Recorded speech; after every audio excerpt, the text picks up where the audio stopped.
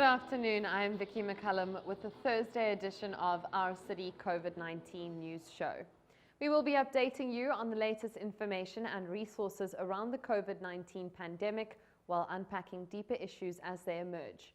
Many informal traders have taken a knock since the lockdown was announced on the 26th of March. Informal trading contributes millions of rands to the South African economy, while for many it is an alternate to unemployment and should be viewed as a way to make ends meet. Later on the program, we'll introduce you to women who sell meat but have been adversely affected by the lockdown. We do encourage our viewers to get in touch with us. We want to hear from you as we welcome contributions from the movements, healthcare providers and our audience. We want this program to be a two-way flow of information, so please get in touch with us via our social media platforms and our email. And now for the news. As we enter day 21 of the national lockdown, the current number of confirmed COVID-19 cases stands at 2,506, with 410 recoveries and 34 deaths.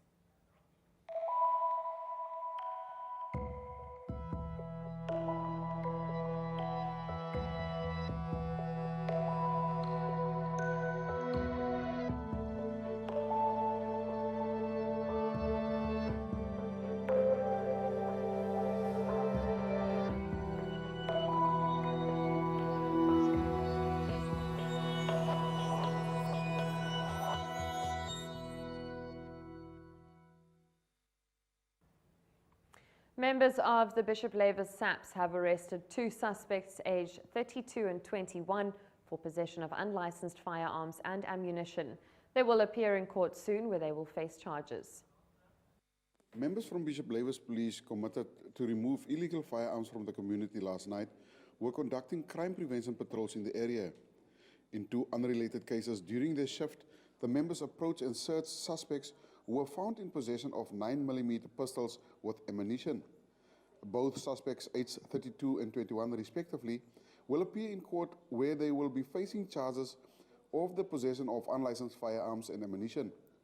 SAPS management commended the members for bringing the perpetrators to book and removing unlicensed firearms and ammunition from the streets. In another incident, police discovered Mandrax tablets at the Lloyd informal settlement in Nyanga. Officers followed up on information about drugs sold at a dwelling and confiscated 502 Mandrax tablets during a search of the premises. An intelligence-driven operation led the police to a discovery of Mandrax tablets yesterday in Lloyd informal settlement in Nyanga. Members followed up on information about drugs that are sold at a dwelling and confiscated 502 Mandrax tablets during a search of the premises. A 55-year-old female was arrested and will face a charge of illegal possession of drugs. Anyone with information about any crime-related incidents is kindly requested to anonymously contact Crime Stop on 0800 10111. The Maitland 10111 emergency call center has been shut down following two cases of COVID-19. National Police spokesperson Brigadier Vishnu Naidu told News 24 that the call center was closed after two workers on separate shifts were confirmed to have contracted the virus. Over the weekend, the first policeman in the province to test positive was identified as a warrant officer at the Athlone police station, less than 10 kilometers from the emergency call center. The station was evacuated on Saturday and all the officers who had been on shift were placed in self-isolation pending test results. Hundreds of people have been gathering outside the Cravenby Care Centre in Elsie's River in the hope that they might get food parcels to feed their families. But the centre, which provides shelter for women and children abuse victims, abandoned children and those affected with HIV-related psychiatric disorders, only has enough food to feed those in its care. The centre's chief executive, Vineshri Naidu, said the people had no income and nowhere to go as they had been told they did not qualify for food parcels. Naidu appealed for donations in the form of dry food ingredients so that the parcels could be made and distributed to those in need. The Art of Living Foundation is an educational trust that has been teaching yoga, breathing exercises and meditation for almost 40 years in over 150 countries. The The founder of the Art of Living, Sri Sri Ravi Shankar, is leading online meditations twice a day, followed by people from around the globe. Recent connections saw 1 million people connect across 143 countries. Anyone is free to join at 8:30 a.m. and 4 p.m. Central African Time. And the vision of the Art of Living is to create a stress-free and violence-free world. So our core business, if you can call it business, what we do is we teach people breathing techniques which will help release stress and make them feel more at ease. And especially now during this lockdown, which is extended with another 14 days. It's been quite intense for people being at home, maybe losing their jobs, not know financially how they will survive. So what we normally do is we have face-to-face courses where people come to our centers. Now, of course, we're not able to meet the people face-to-face. So we set up online programs. And it's a 4-day program. It's called the Happiness Program. It's 2 days, 2 hours a day for 4 days in a row. And we teach the people breathing techniques to help release the stress and anxiety. So there have been a lot of research done within the Art of Living, but also outside the Art of Living, that breathing has a very profound impact on how we feel. So the connection of our breath and our emotion is very linked. So by breathing in a different, specific rhythm, you can actually help to calm down our mind. And also meditation, very powerful tool to release stress and anxiety. A lot of people think meditation is about focusing and concentrating, but it's actually the opposite. It's helping to relax the mind, to deconcentrate, and just really relax and recharge. So what I was explaining earlier on as well, we have the Happiness Program, which is our core program. This now, we do it online. It's a 4 days in a row, 2 hours a day, from the comfort of your own home.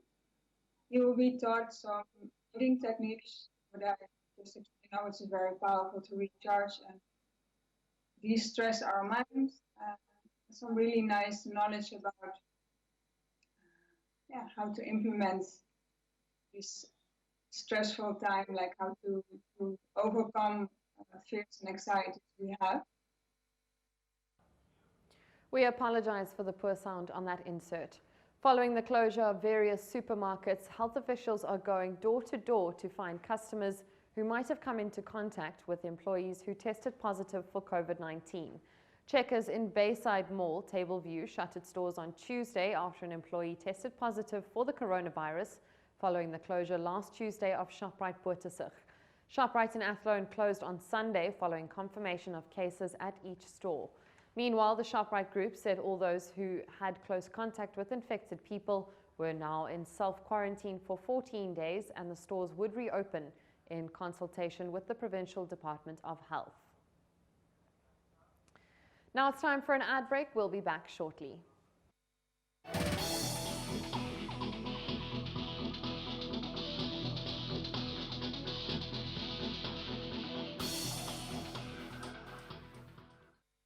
Welcome back. You're still watching our City COVID-19 show with me, Vicky McCullum. We will be giving you the latest updates on the COVID-19 pandemic and sharing essential resources and information with you. US President Donald Trump has called a halt to funding the World Health Organization because it had failed in its basic duty in its response to the coronavirus outbreak. The American president said the organization had promoted China's disinformation about the virus, which had likely led to a wider outbreak of the virus than would otherwise have occurred. The United States is the biggest overall donor to the Geneva-based organization, contributing more than $400 million in 2019. World Health Organization Director General Tedros Adhanom Ghebreyesus said at a press briefing on Wednesday that he regretted Trump's decision to halt funding, pointing out that the coronavirus was not the only health crisis that the group had worked to combat.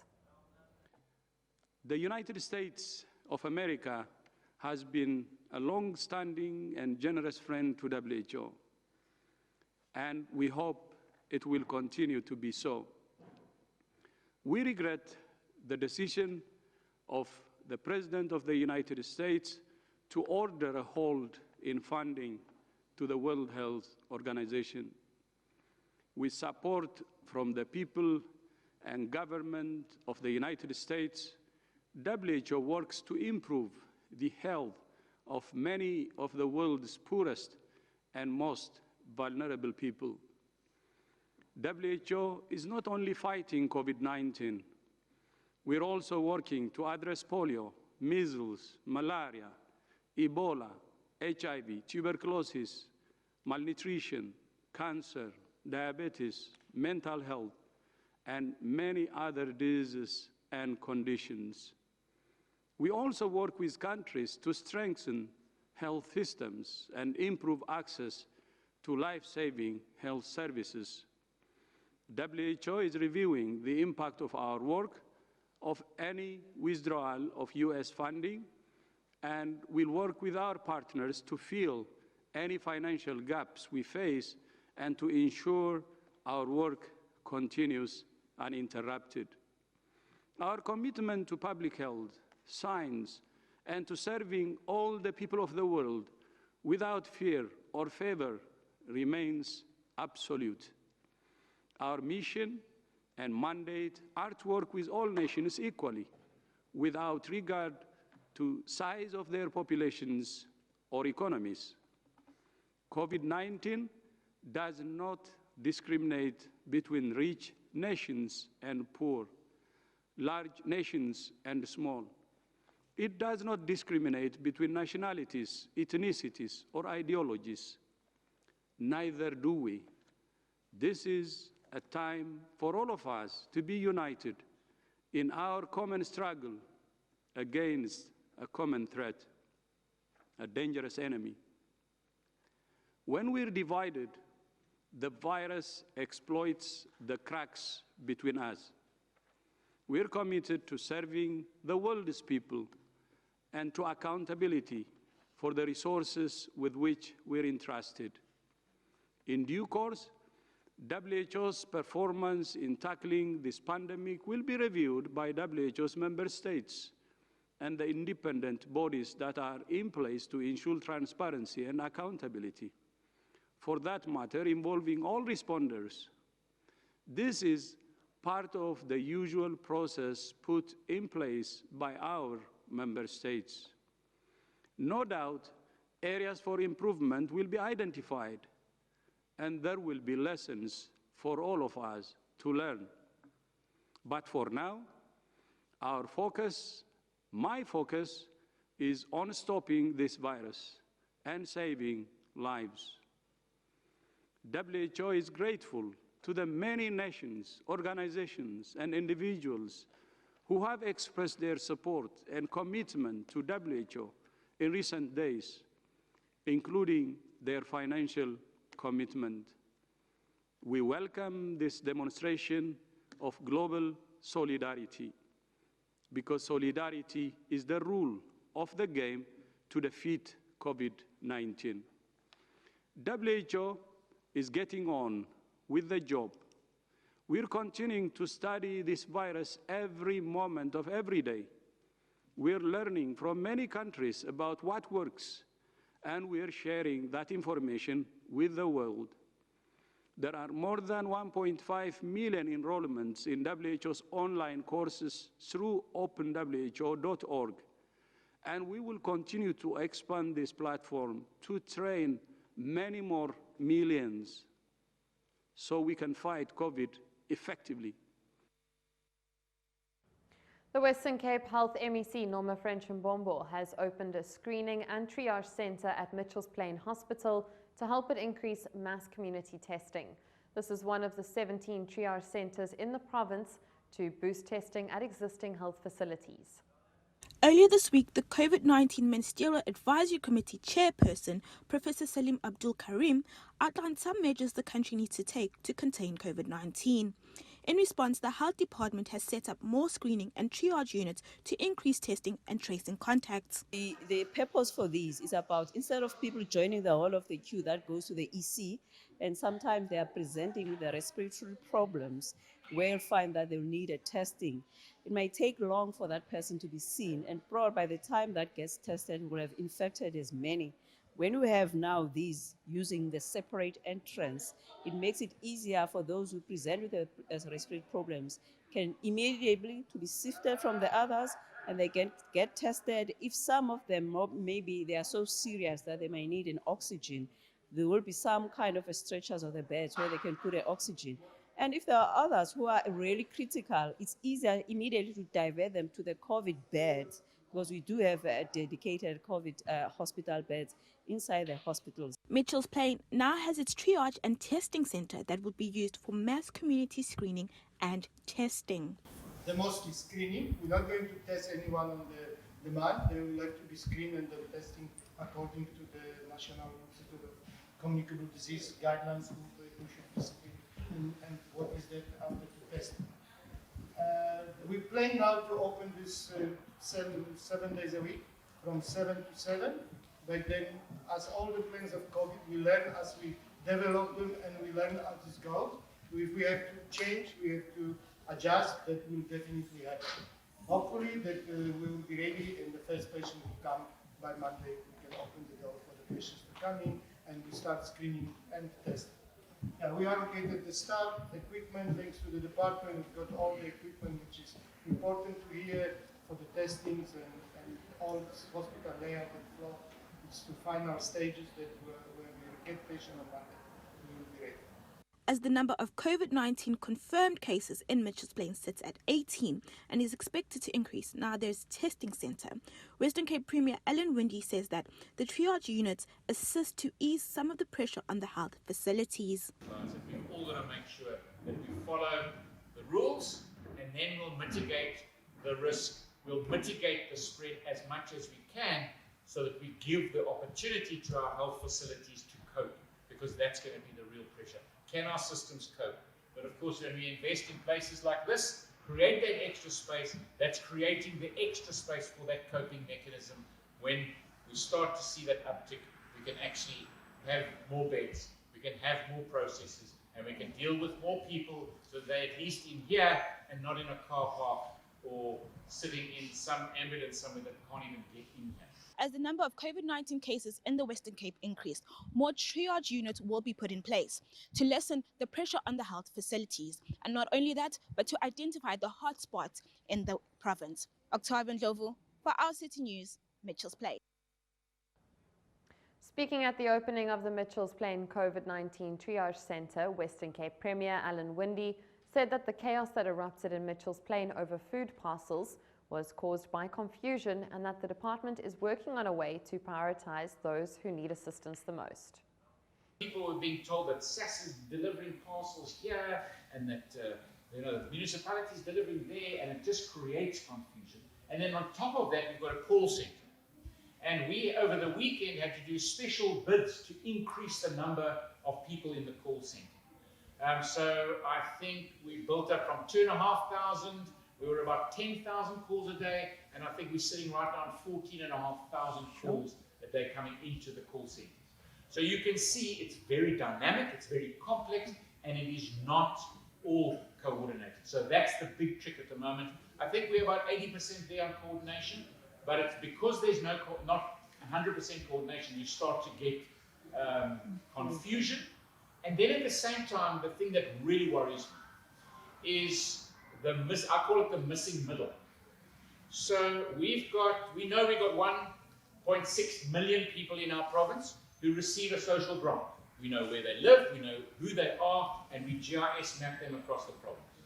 We then know where some of our things like ECDs are, and we know where our 1,000 schools are. It's actually 1,110 schools. We know where they are, and we know their lists, because they've got lists. So we've got a fair analysis of people who up until now have been in need because they're in a system. But when you go into lockdown and people who are not permanently employed, don't have a UIF possibility or number, they become part of that missing middle. And that's what really keeps me awake at night. The question was, am I worried about large crowds? I'm very worried about large crowds, and I'm very worried about the people who are missing in the middle. People who have not got a salary or a wage, they've now run out of electricity, and there's no food in their house. And how do we make sure that the call center is getting through, checking that they're not on a social grant, that they are more needy than the next person, and that we actually get food delivered? And that is the big question that we're raising in our work streams at the moment. And I'm straight honest with you, we're only probably about 80% there, and it is worrying because that coordination is not 100% correct yet, and we're working day and night to make sure that we bring that. Informal traders in Khayelitsha Town 2 want the government to lift trading hour restrictions. They are concerned they are not generating enough profit due to the nationwide lockdown. While permits have been issued to traders, they do not allow them to operate for the entire day and are limited to selling raw meat instead of being able to buy. Due to the nationwide lockdown, the South African government has stated that informal traders need to apply for permits in order for their businesses to operate. But for the street vendors of Khayelitsha in Town 2, who have been operating for more than 20 years, say that the permits have been a disadvantage for their businesses.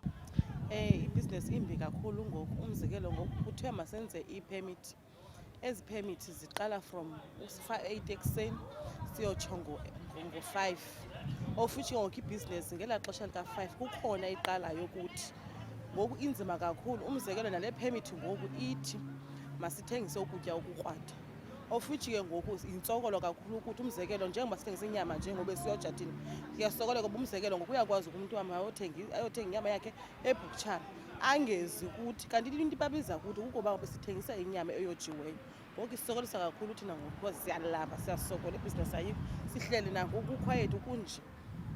Uyakwazi ukwenzeka umzekelo ngosuku ke-month end siyakwazi ugoduka naye ama-2,000 ama-3,000 umuntu, but ngoku uyakwazi ugoduka ne-R100, uyakwazi ugoduka ne-R50, uyakwazi ugoduka ungathengisanga kwa uthengisa. Kunzima kakhulu. This street vendor has been selling meat in Town 2 since 1998, and she has been in the business for more than 20 years. She says that the government has given them permits, but they have been instructed that they should only sell raw meat, which is a disadvantage for her business.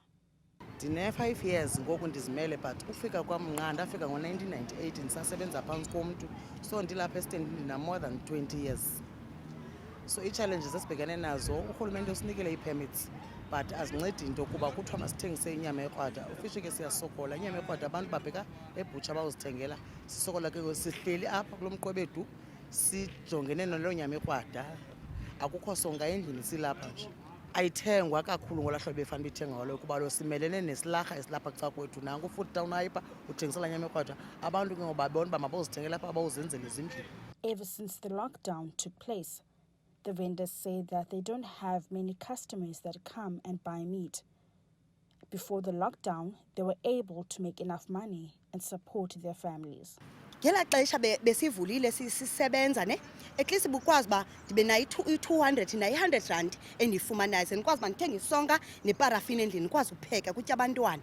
Ngoku i-challenges ezifumanayo uyakwazi ugoduka ne mhlawumbe manditsho kuthenga umuntu oyi-1 umuntu oyi-1 uye waqomba makakusizele athenge lo nyama ayithenga noba ipise eyi-1 uzukwazi uthenga isonka.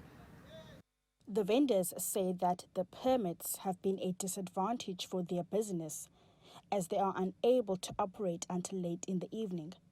They say that their businesses are suffering dearly. Into ka lockdown andifuni uxoka ukuthi sibethe kakhulu just because siyasokola, and ke ngoku ndifuna uthetha kule ndaba yelantuza kuthiwa sinikwe into ye-permit. Into ye-permit ayithethi tu total just because kuthiwa inyama siyithengisa ihlaza official customers zethu zifuna inyama yelantuza evuthiweyo, and ke ngoku nyhani sihleli phaa ezindlini. Okokunye kunabantu like bebencedisa kule sentana like nathi sinceda nabanye abantu bangaphangeliyo yabo, so kule sentana yethu bazotya ntoni, batya ntoni ezindlini. Baninzi ngoku kwandile like abantu abangaphangeliyo just because njengoba sithengisa mhlawumbi ke sithengisa sifumane lo 20 cents lenyama ihlaza asizokwazi ufumana i-R20 ukwazi usherela laa mntu like ebekuncedisa apha esitendini, you understand.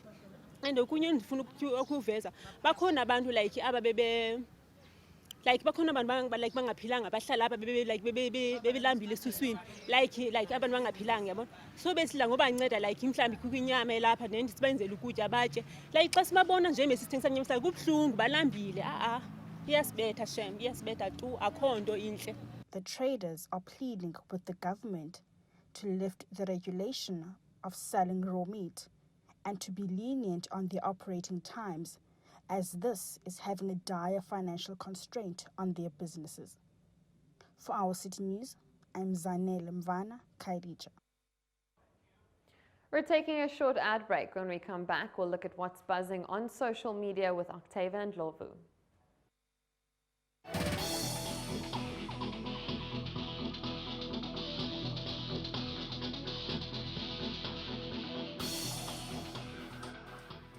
Welcome back. You are still tuned into Our City COVID-19 show. I am Octavia Ndlovu. One of Africa's largest reputation management consultancies, Magna Carta, has created an animation PSA to educate people on the symptoms of COVID-19 and remind them to practice social distancing to prevent the spread of the new coronavirus infections. It's in your hands. Coronavirus Health and Safety Guide on how to protect yourself, your family, and keep your colleagues safe too. What is coronavirus? COVID-19. COVID-19 is a type of influenza virus that humans have not been exposed to before. Humans have no resistance to the virus, and there is as yet no cure. COVID-19 is highly contagious, but symptoms are less severe than the SARS virus. The best way to manage the spread of COVID-19 is social distancing. But do not fear, prevention is the key to combating the coronavirus. The good news is that most humans with normal immune systems will experience COVID-19 as a mild flu and can prevent it by following these simple steps. Wash your hands for at least 20 seconds with soap. If no soap is available, use a hand sanitizer with at least 60% alcohol. Avoid touching your eyes, nose, and mouth, as they are the most common entry points of the virus. Clean your work surfaces, desk, kitchen top, conference table, lunch area using spray or soapy water and disinfectant wipes. Wash hands, sanitize after contact with frequently touched objects, such as doorknobs, taxi doors, light switches, computers, and when handling cash. You've got a better shot at fighting the virus if you have a healthy immune system. Sleep, eat nutritious food, exercise, and reduce stress. Please avoid non-essential international and local travel to reduce the spread of the virus. Depending on your travel history, you must stay home for a period of 14 days from the time you left an area with widespread or ongoing community spread and practice social distancing. And most importantly, although it's tough to keep a distance from those around you, minimize contact with family or roommates. Social distancing is important for everyone's safety. If leaving the house, avoid crowds and groups of people. How do you know if you have been infected with corona? Symptoms range from those of the flu to a mild cold, including shortness of breath, sore throat, dry cough, or fever. If you experience any of these symptoms, do not panic. Awareness is the key to prevention. Follow the World Health Organization for updates or if you have any questions. You can also start learning more about COVID-19 by simply sending hi to 0600 123 456 on WhatsApp or any reputable health organization in your country. This video was created by Magna Carta Reputation Management Consultants and its partners across the continent. Stay safe, connected, productive, and future-focused as we chart new waters together. And now for our social media. Share your thoughts with us on Facebook, we are Our City CT, and on Twitter at Our City CT. This is a time that we need to come together as a nation. These are the popular hashtags on Twitter today. If you want to be part of this conversation, you can do so by visiting our Facebook page using the hashtag CTVCOVIDShow. Hashtag Tiger Brands. The company has closed down its Durban Albany bakery after staff members have tested positive for COVID-19. Other staff are undergoing tests and being supported while national protocols are being followed. Hashtag Libya. As the Middle Eastern countries recognize government battles insurgent bombers, which it has accused of taking advantage of the pandemic, the country has imposed a 10-day curfew to combat COVID-19. After ad break, we'll have Vicky McCullen, who will share information on resources and places of safety that you can use during this period. Stay with us.